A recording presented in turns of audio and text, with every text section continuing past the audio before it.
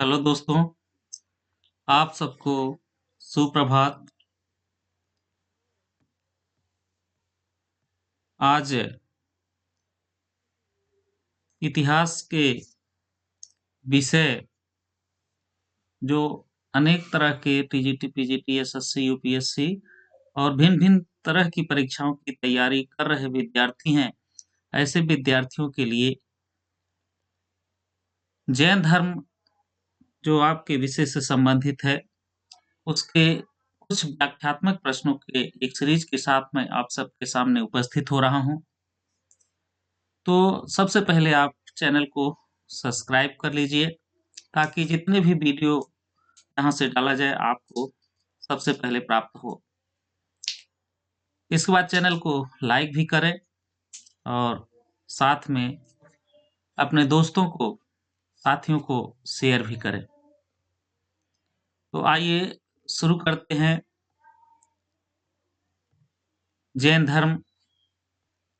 तो सबसे पहले आइए जान लेते हैं कि जैन धर्म जो दो प्रमुख धर्म बौद्ध और जैन धर्म था, तो जैन धर्म की स्थापना कब होती है और इसका श्रेय किसको जाता है? तो जैन धर्म की स्थापना का श्रेय जैनियों के प्रथम तीर्थंकर ऋषभदेव को जाता है। ये पहले तीर्थंकर थे जैन धर्म के।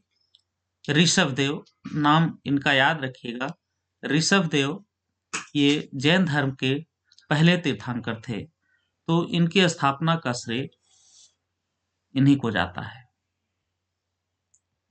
जैन धर्म को इकट्ठा संगठित करने एवं विकसित करने का श्रेय वर्धमान महावीर को जाता है।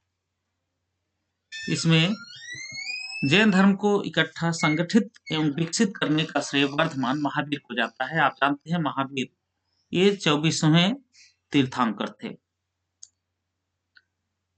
23वें तीर्थंकर पार्श्वनाथ और 24वें तीर्थंकर महावीर थे। जैन धर्म के प्रथम तीर्थंकर ऋषभदेव या इनका एक दूसरा नाम भी मिलता है आदिनाथ। जैन धर्म के प्रथम तीर्थंकर ऋषभदेव या आदिनाथ के नाम से भी जाना जाता था। जैन धर्म के तीर्थंकर एवं इनका जो प्रतीक चिन्ह है वो प्रतीक चिन्ह है वृषण, सांड, बैल, ये इनका प्रतीक चिन्ह है।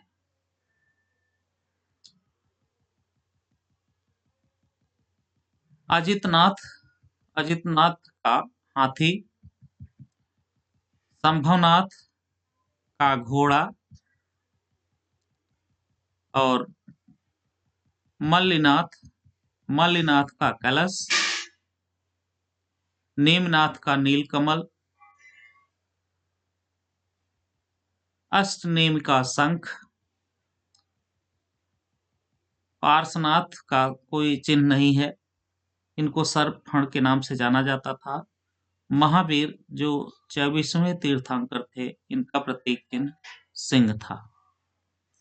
इन प्रतीक चिन्हों को आप याद कर लीजिए। आइए शुरू करते हैं। आदिनाथ जिनको ऋषभदेव के नाम से जाना जाता है, इनका उल्लेख कहाँ से मिलता है? ऋषभदेव का उल्लेख ऋग्वेद, यजुर्वेद, श्रीमद्भागवत, विष्णु पुराण एवं भागवत पुराण में हुआ है। ये जो ऋषभदेव थे, ऋषभदेव का जन्म अयोध्या में हुआ था। इनकी मृत्यु 28वें पर्वत अर्थात कैलाश पर्वत पर हुई थी। इनका जो प्रतीक चिन्ह है वह सांड है। पार्श्वनाथ जिनको सर्पफण के नाम से जाना जाता है, इनका जन्म वाराणसी में हुआ था। पिता इनके जो वाराणसी के राजा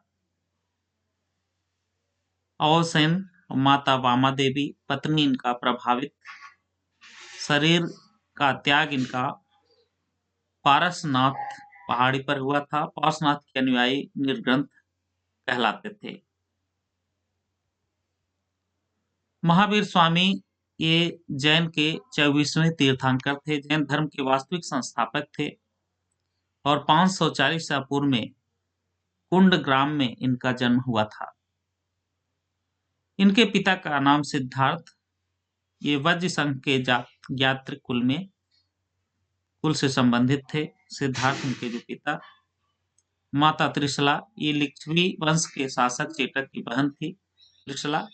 दामाद जो है जामाली था और वही इनका जो दामाद था वही पहला शिष्य भी बना और प्रथम विरोधी भी था।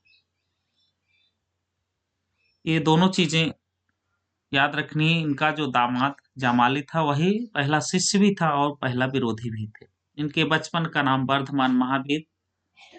इनको जहाँ ज्ञान की प्राप्ति हुई थी वह गांव था जिरिम्भिक गांव, वहीं इनको ज्ञान की प्राप्ति हुई थी। रिजपालिका नदी के तट पर साल वृक्ष के नीचे इन्हें ज्ञान की प्राप्ति हुई थी और पहला जो उपदेश दिया था वो राजगृह में दिया था, वितुलाचल पर्वत पर बैठ करके। और निर्वाण इनको जो हुआ था पावापुरी में हुआ था, पावापुरी जो राजगृह में है। मल गणराज के प्रधान शिस्तपाल के यहाँ 468 ईसा पूर्व में। जैन धर्म के 5 महाव्रत थे। पांचों महाव्रत, पहला अहिंसा, दूसरा सत्य, तीसरा अपरिग्रह, चौथा आस्तेय, पांचवा ब्रह्मचर्य। पहला जो अहिंसा है, जीव की हिंसा न करना, मन सा वाचा कर्मणा, किसी भी तरह से किसी भी जीव की हिंसा न करना। दूसरा सत्य, सदा सच बोलना। अपरिग्रह, संपत्ति एकत्रित नहीं करना। आवश्यकता से अधिक धन का संचय न करना। चौथा आस्तेय, चोरी न करना। पांचवा ब्रह्मचर्य, स्त्री से संपर्क न बनाना। लेकिन महावीर स्वामी ने ब्रह्मचर्य को जोड़ा था। ये जो पांचवा है ये ब्रह्मचर्य, ये स्त्री से संपन्न न करना, इसको 24वें तीर्थंकर महावीर स्वामी ने इसको ऐड किया था। जैन धर्म के 3 रत्न बताए गए। पहला सम्यक ज्ञान, दूसरा सम्यक दर्शन, तीसरा सम्यक चरित्र। सम्यक ज्ञान का मतलब होता है वास्तविक ज्ञान। सम्यक दर्शन का अर्थ होता है जैन तीर्थंकरों द्वारा उनके उपदेशों में दृढ़ आस्था रखना, श्रद्धा रखना और सत्य में विश्वास रखना, ये सम्यक दर्शन कहलाता है। तीसरा था सम्यक चरित्र। सम्यक चरित्र का मतलब होता है इंद्रियों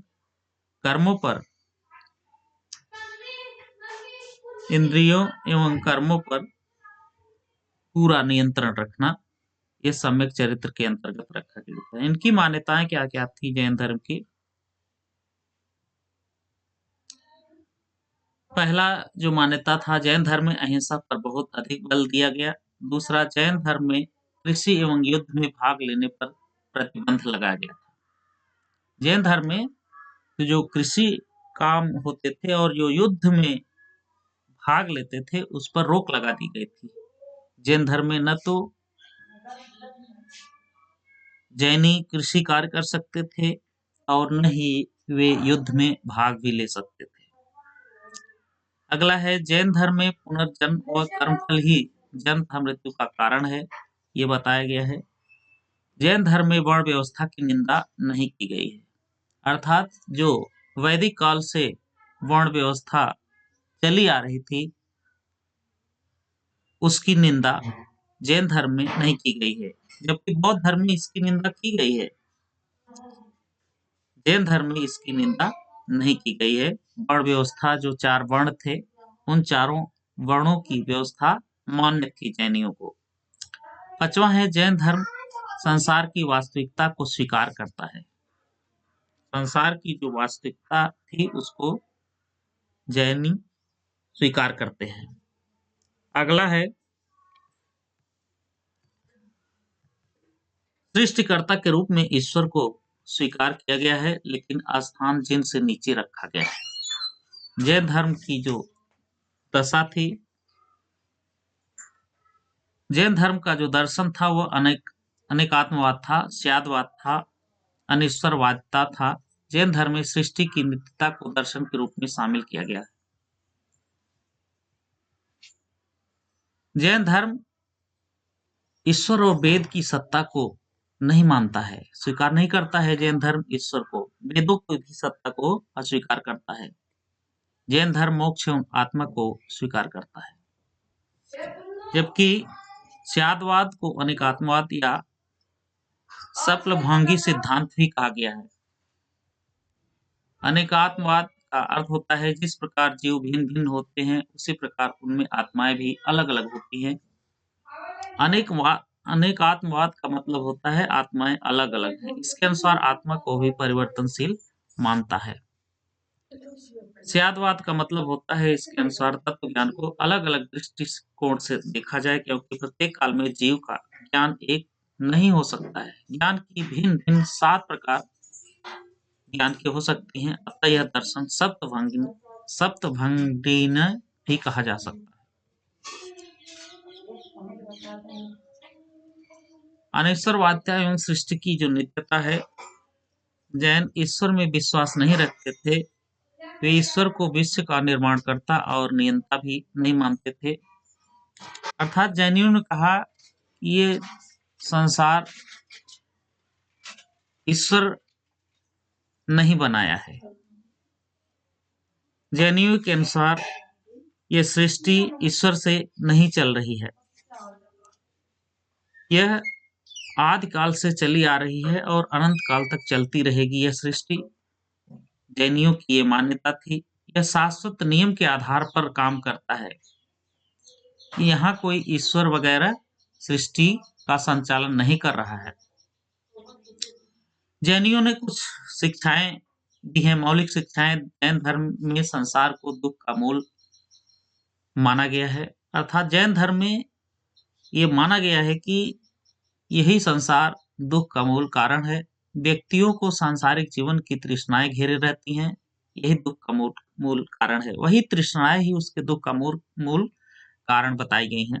संसार त्याग तथा संन्यास मार्ग ही व्यक्ति को सच्चे मार्ग पर ले जा सकती है। अगली बात उन्होंने कहा संसार का त्याग माने संसार को अगर त्याग दिया जाए, संन्यास मार्ग अपनाया जाए तो व्यक्ति सच्चे मार्ग पर जा सकता है। संसार के सभी प्राणी अपने अपने संचित कर्म के अनुसार ही कर्म फल भोगते हैं। इसका मतलब जितने भी प्राणी संसार के हैं, जो उनका संचित कर्म है उसी कर्म को वह भोगने के लिए संसार में आते हैं। और जैन धर्म में ये बताया गया है कि कर्म से छुटकारा अगर मिल जाए तो व्यक्ति निर्वाण की ओर बढ़ सकता है। पुद्गल है। जैन धर्म के अनुसार प्रत्येक जीव में विद्यमान आत्मा स्वाभाविक रूप से सर्वशक्तिमान एवं सर्वज्ञाता होती है, किंतु पुद्गल के कारण यह बंधन में पड़ जाती है उनकी आत्मा। पुद्गल क्या है? पुद्गल एक कर्म पदार्थ है। जब आत्मा में पुद्गल मिल जाता है तो आत्मा में एक प्रकार का रंग उत्पन्न करता है। यह रंग लेस्थ कहा जाता है। इस बात को सभी याद रखें कि ये जो रंग होता है आत्मा में रंग उत्पन्न करता है, यह रंग ही लेस्थ कहलाता है। लेस 6 रंगों का होता है: काला, पीला, धूसर, पीला, लाल, सफेद। पीला, लाल, सफेद ये अच्छे चरित्र का सूचक होता है और काला, नीला, धूसर ये बुरे चरित्र का होता है। काला, नीला, धूसर ये बुरे चरित्र का सूचक, पीला, लाल, सफेद ये अच्छे चरित्र का सूचक है। पुद्गल से कैसे मुक्ति हो? पुद्गल से मुक्ति पाने के लिए 3 रत्न बताए गए। पहला सम्यक ज्ञान, सम्यक दर्शन और सम्यक चरित्र। ये 3 तरह के 3 रत्न हैं और जिसमें अनुशीलन इनका करना आवश्यक होता है। जब कर्म का समावेश समाप्त हो जाता है तब मोक्ष की प्राप्ति होती है।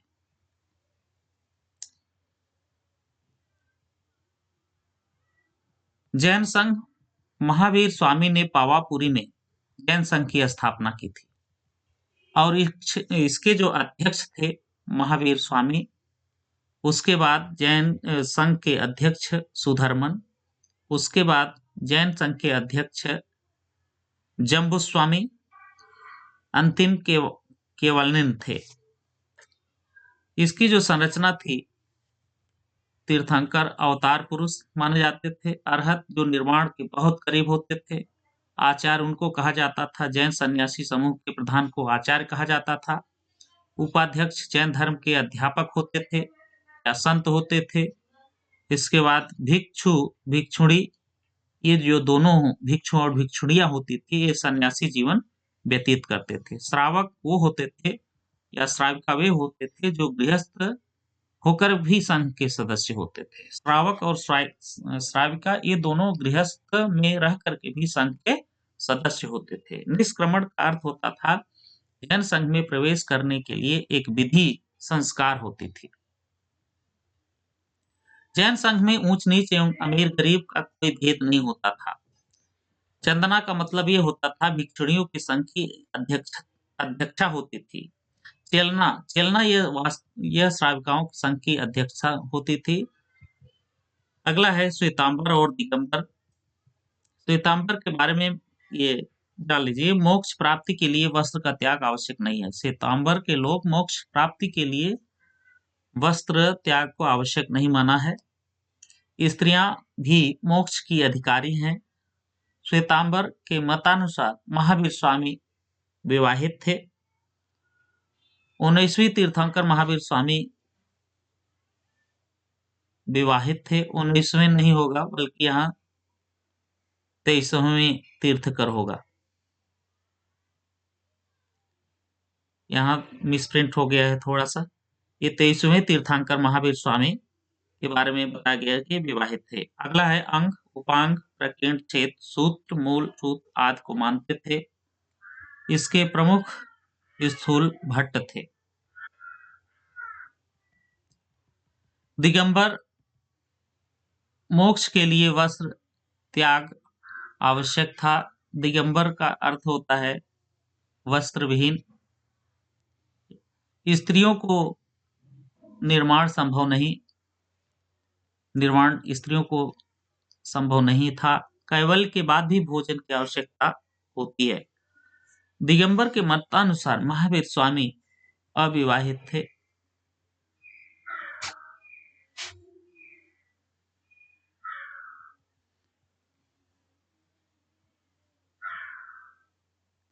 उन्नीसवें तीर्थंकर मल्लिनाथ पुरुष थे। दिगंबर इन साहस्यों में विश्वास नहीं रखते थे। इनके प्रमुख भद्रबाहु थे। इनके उप संप्रदाय भी बाद में हुए। श्वेतांबर में पुजेरा, मूर्ति पूजक, डेरावासी, मंदिर मार्गी, ढूंढिया, स्थान कवासी, साधु मार्गी, थेरापंथी, ये श्वेतांबर के थे। दिगंबर 20पंथी, 13पंथी, 30पंथी, गुमानपंथी, 16पंथी। इसके बाद मुख्य है जैन साहित्य। जैन साहित्य को क्या कहा जाता है? जैन साहित्य को आगम कहा जाता है। इसमें 12 अंग थे और 12 उपांग थे, 10 प्रकीर्ण थे, 6 छेद सूत्र थे और 4 मल सूत्र होते थे। जैन साहित्य को आगम कहा जाता है। इसमें 12 अंग होते थे और 12 उपांग होते थे। अंग के भाग जो उपांग होते थे वो भी 12 थे और अंग भी 12 थे और 10 प्रकीर्ण होते थे, 6 छेद सूत्र होते थे और 4 मल सूत्र होते थे। जैन धर्म के ग्रंथ अर्ध मगधी प्राकृत भाषा में लिखे गए। कौन सी भाषा में लिखे गए? प्राकृत भाषा में लिखे गए। और भद्रबाहु ने कल्पसूत्र को संस्कृत में लिखा। संघ की जो संरचना थी, अवतार पुरुष जो होते थे वो तीर्थंकर कहलाते थे। अरहत वो कहलाते थे जो बस अब निर्वाण उनको मिलने ही वाला होता था, या निर्वाण के जो पास होते थे उनको अरहत कहा जाता था। अगला जो आचार्य होते थे, जैन सन्यासी समूह के जो प्रधान होते थे, मुखिया, उनको आचार्य कहते थे। उपाध्यक्ष जैन धर्म के अध्यापक होते थे। या संत होते थे, उनको उपाध्यक्ष कहा जाता था। भिक्षु और भिक्षुणी ये सन्यासी जीवन बिताते थे। श्रावक श्राविका एक गृहस्थ होकर के भी संघ के सदस्य होते थे। निष्क्रमण जैन धर्म या जैन संघ में प्रवेश करने के लिए एक विधि संस्कार होती थी, जिस संस्कार को निष्क्रमण कहा जाता था। निष्क्रमण एक तरह का संस्कार होता है, जैसे जैन धर्म में या जैन संघ में ऊंच नीच एवं अमीर गरीब का कोई भेद नहीं था। चंदना यह भिक्षुणियों के संघ की अध्यक्षा कहलाती थी। चेलना यह श्राविकाओं संघ की अध्यक्ष थी। ये तो हो गया श्वेतांबर एवं दिगंबर में अंतर, ये तो हो गया। आगे बढ़ते हैं।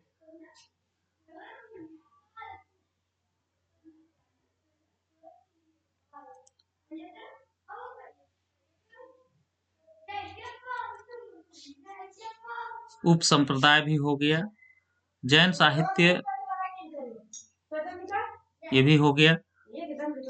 उपांग क्या था? इसमें ब्राह्मण का वर्णन, प्राणियों का वर्गीकरण, खगोल विद्या, काल विभाजन, मरणोपरांत जीवन का वर्णन आदि होता था। प्रकीर्ण वो था जैन धर्म में से संबंधित विधि विषयों का वर्णन प्रकीर्ण में लिखा जाता था। देर सूत्र क्या था? इसमें भिक्षुओं के लिए उपयोगी नियम और विधियों का संग्रह था। थेरावल क्या था? इसमें जैन संप्रदाय के संस्थापकों की सूची दी गई है। नद सूत्र एवं अनुयोग सूच ये जैनियों के शब्दकोश है। इसमें जैनियों के शब्दकोश है। इसमें भिक्षुओं के लिए आचरण संबंधी बातें लिखी गई है। अन्य जैन ग्रंथ के अनुसार कौन कौन है जैन ग्रंथ? कल्प सूत्र एक है, ये भद्रबाहु, कुवलयमाल, उद्योतन सूरी, स्यादवादचरी, मल्लीसेन, द्रव्य संग्रह, नेमिचंद, इनकी ये रचनाएं हैं। प्रमुख जैन संगीतियों का जो सम्मेलन हुआ था, प्रथम जैन संगीत का जो सम्मेलन हुआ था वो पाटलिपुत्र में हुआ था 300 ईसा पूर्व में, और इसके अध्यक्ष जो है स्थलभद्र थे। इसी सम्मेलन में जैन धर्म दो संप्रदायों में बटा हुआ था। जो पाटलिपुत्र में 300 ईसा पूर्व में सम्मेलन हुआ था जैनियों का, इसी में दो संप्रदायों में बटा था, श्वेतांबर और दिगंबर। द्वितीय जैनियों का जो संगीत का सम्मेलन हुआ था वो वल्लभी में हुआ था। वल्लभी गुजरात में पड़ता है। 512 ईस्वी में अध्यक्ष जो है इसके देवर्धिगण थे, श्रमण जिनको कहा जाता था। प्रमुख जैन तीर्थस्थल पहला जो है अयोध्या। यहाँ 5 तीर्थंकरों का जन्म हुआ। प्रथम तीर्थंकर ऋषभ देव का जन्म यहीं हुआ था, अयोध्या में ही, पहले ही आपको बताया जा चुका है। दूसरा समेत शिखर, यहाँ पार्श्वनाथ ने अपना शरीर का त्याग किया था। तीसरा है पावापुरी, यहाँ महावीर स्वामी ने निर्वाण को प्राप्त किया था पावापुरी में। चौथा है कैलाश पर्वत, यहाँ आदिनाथ ऋषभ देव ने निर्वाण प्राप्त किया था। पांचवा है श्रवण बेलगोला, ये प्रश्न महत्वपूर्ण है। श्रवण बेलगोला, यहाँ गौमतेश्वर और बाहुबली का विशाल प्रतिमा है श्रवण बेलगोला में। छठवां है माउंट आबू, यहाँ सफेद संगमरमर से बने दिलवाड़ा के जैन मंदिर स्थित हैं। ये पांचवा और छठवां जो है बहुत ही महत्वपूर्ण है। श्रवण बेलगोला में गौमतेश्वर बाहुबली का विशाल मूर्ति है। और छठा है माउंट आबू, यहाँ सफेद संगमरमर से बना दिलवाड़ा के जैन मंदिर स्थित है। ये दोनों चीजें बहुत ही महत्वपूर्ण है। अन्य तथ्य जानने योग्य जो हैं वह यह अपनी संप्रदाय है। यह जैन धर्म का एक संप्रदाय जिसकी उत्पत्ति दिगंबर संप्रदाय से हुई। यह श्वेतांबरों की मान्यताओं का भी पालन करता है। जैन धर्म को आश्रय प्रदान करने वाले शासक जो थे महापद्मनंद थे, घनानंद थे, बिंबिसार, अजातशत्रु, उदयन, चंद्रगुप्त मौर्य, बिंदुसार, संप्रत, चंद प्रद्योत, खारवेल आप जानते हैं जो हाथी गुम्फा अभिलेख में मिला है, खारवेल का नाम।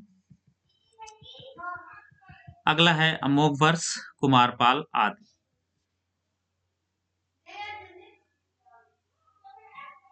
और इसके बाद इतनी चीज़ें जैन धर्म से संबंधित ये आपके महत्वपूर्ण अगर विषय इतिहास से संबंधित आप प्रश्नों की तैयारी चाहते हैं तो इस चैनल को आप सब्सक्राइब करें और शेयर करें और लाइक करें अपने दोस्तों में।